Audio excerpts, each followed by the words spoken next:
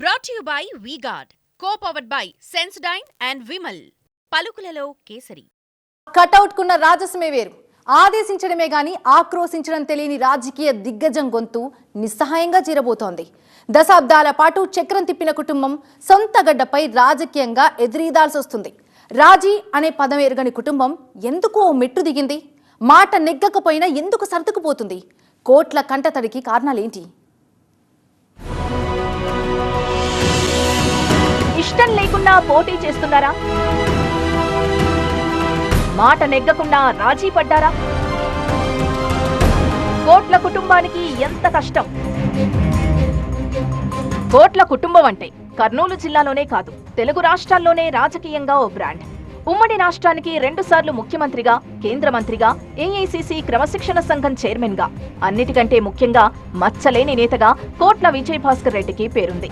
ఆయన వారసుడు సూర్యప్రకాష్ రెడ్డి కూడా 3 సార్లు ఎంపీగా గెలిచారు. కేంద్ర మంత్రిగా గౌరవప్రదమైన హోదాలో కొనసాగారు. ఆయన భార్య సుజాత ఎమ్మెల్యేగా పనిచేశారు.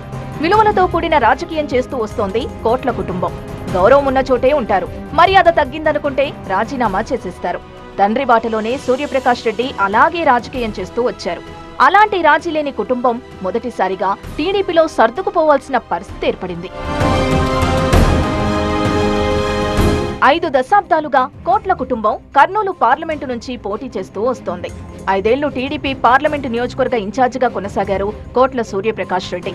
తీరా ఎన్నికల ముందు బీసీలకు సీటు ఇవ్వాలన్న ఆలోచనతో కోట్లకు ఎంపీ టికెట్ నిరాకరించారు. 5 దశాబ్దాల అనుబంధం ఉన్న కర్నూలు పార్లమెంటు సీటును వదులుకోవాల్సి వస్తుందని కలలో కూడా ఊహించలేదు కోట్ల కుటుంబం. అటు కోడుమూరు కోట్ల సొంత నియోజకవర్గం. సొంత నియోజకవర్గాన్ని దశాబ్దాల పాటు కనుసైగతో శాసించారాయన. అలాంటి చోట కూడా తన మాటకు విలువివ్వకుండా ప్రత్యర్థి వర్గం సూచించిన అభ్యర్థికి టికెట్ ఇవ్వడంతో కోట్ల చినబుచ్చుకున్నారు.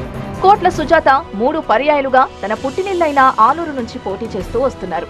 5 ఏళ్లు పార్టీ ఇన్ఛార్జిగా ఆలూరులో ఆమె పార్టీని కాపాడుకుంటూ వచ్చారు. ఈసారి కోట్ల సతీమణికి టీడీపీ టికెట్ ఇవ్వలేదు. ఈ పరిణామాలతో కోట్ల కలత చెందినా కాలం కలిసి రాలేదని సర్దుకుపోయారు.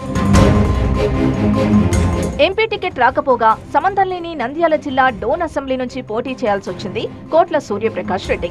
కోట్ల కుటుంబానికి ఆయన అనుచరులకు ఇష్టం లేకున్నా పార్టీ నిర్ణయించడంతో అయిష్టంగానే పోటీకి సిద్ధపడ్డారాయన. డోన్ వెళ్లొద్దని అనుచరులు వారించారు. ఎందుకంటే మంత్రి బుగ్గన డోన్ని కనీవిని ఎరుగని రీతిలో అభివృద్ధి చేశారు. ఆయనతో తలపడి అక్కడ గెలవడం చాలా కష్టం. పైగా కర్నూలు పార్లమెంట్, కోడుమూరు, ఆలూరు అసెంబ్లీ నియోజకవర్గాల్లో ఉన్న క్యాడర్ దూరమవుతుందని కోట్ల కుటుంబ మేలు కోరుకునే వారంతా సూచించారు. వద్దని వారించారు. కానీ విధిలేని పరిస్థితుల్లో కోట్ల డోన్ నుంచి రంగంలోకి దిగాల్సి వచ్చింది. డోన్లో ప్రచారం చేసుకుంటున్న సమయంలోనే కోట్లకు పార్టీ హైకమాండ్ నుంచి మెసేజ్ వచ్చింది. కోడుమూరు వెళ్లి తన అనుచర వర్గాన్ని సమావేశపరిచి ఎంపీ, ఎమ్మెల్యే అభ్యర్థులకు సహకరించేలా చూడాలని అధిష్టానం సూచించింది. దీంతో చేసేది లేక కోడుమూరులో ఆత్మీయ సమావేశాన్ని ఏర్పాటు చేశారు కోట్ల.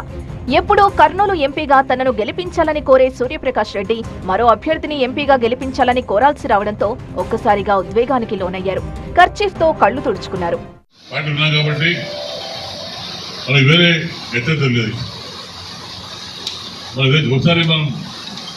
కాంగ్రెస్ నుండి వచ్చే బయటికి మనం వేరే పార్టీకి పోలేము. మనకి ఇష్టమున్నా కష్టమున్నా ఆ పార్టీ ఉండాలి.